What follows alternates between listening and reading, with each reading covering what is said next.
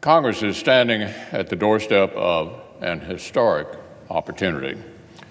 Today, the House will vote on the conference report on the Tax Cuts and Jobs Bill, the most significant overhaul of our nation's tax code in more than 30 years.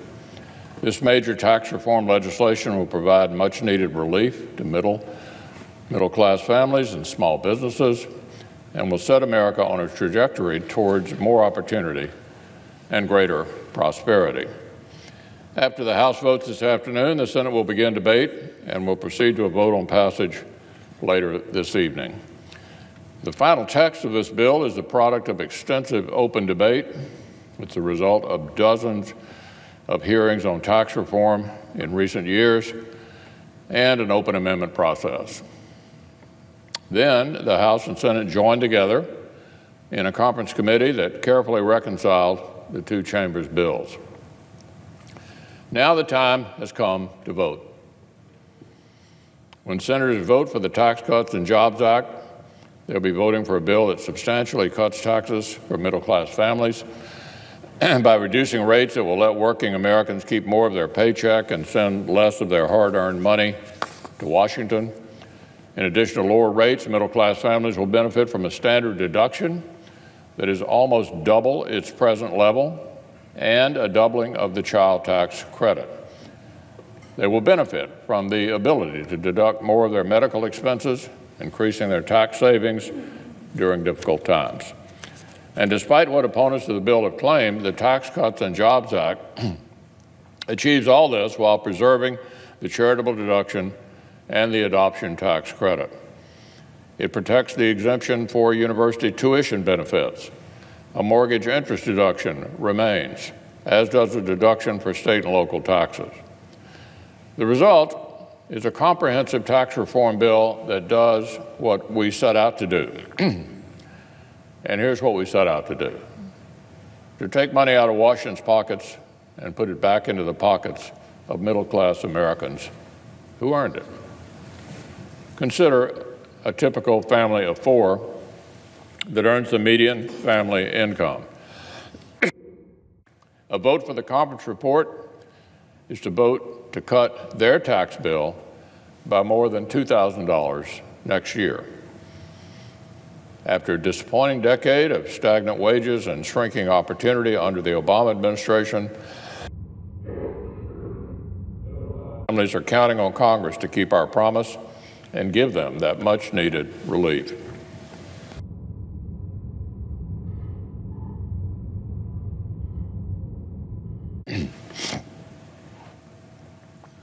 In addition to directly cutting taxes for American families, this landmark bill will also set America on a trajectory towards higher wages and better job opportunities by making our country a better place to do business.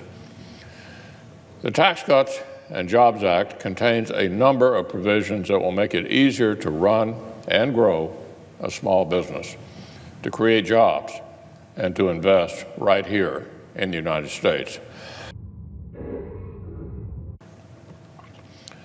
This bill creates new tax relief for Main Street businesses. It makes it easier for American companies to bring their earnings back home instead of parking that money elsewhere.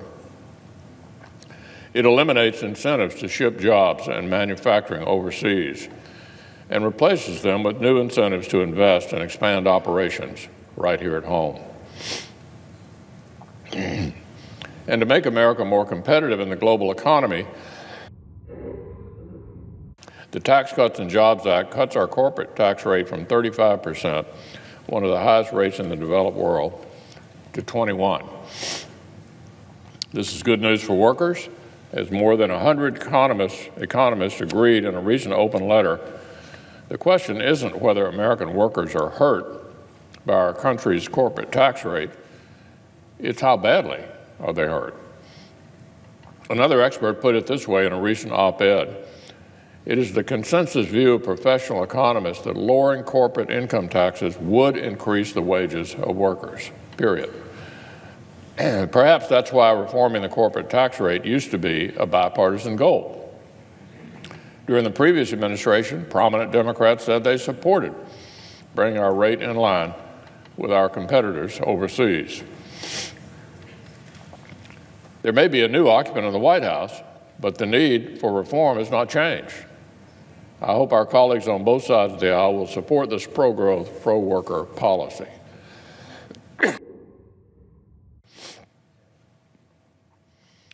Now, Mr. President, it's no wonder that job creators are enthusiastic about what they will be able to accomplish when tax reform becomes law. I recently received a letter from the Chief Operating Officer of a construction equipment dealer in my hometown, Louisville. This is a direct quote. "We'll hire more employees and plan investments in our company that we weren't considering prior to the Tax Cuts and Jobs Act. This bill will also help Americans by repealing a punitive tax at the very heart of Obamacare.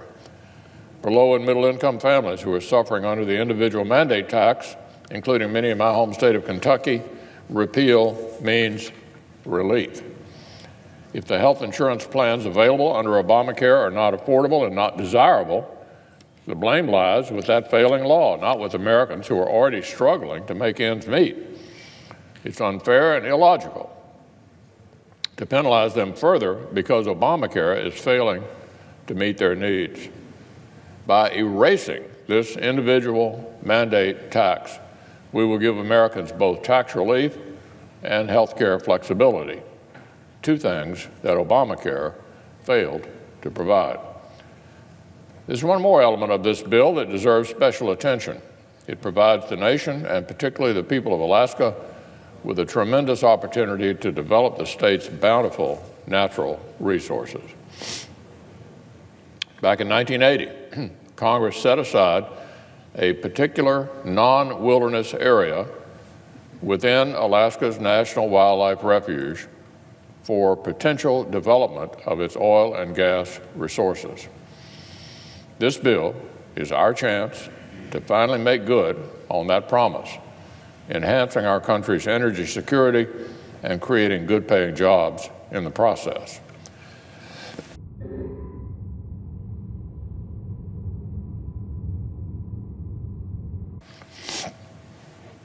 Unlocking the resources of this area will provide a boon to Alaska's economy. But more broadly, it will also advance America's standing as an energy superpower, helping to cut Americans' energy costs and strengthening our national security. For too long, special interests have stood in the way of responsible development.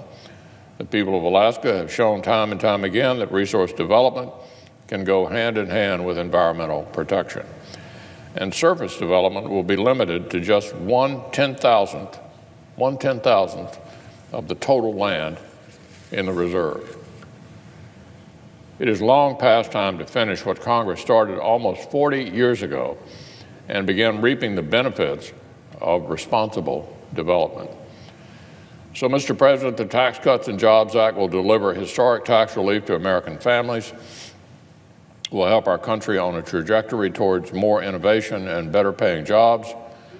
It will repeal an unfair tax at the center of Obamacare and will help America achieve greater energy security.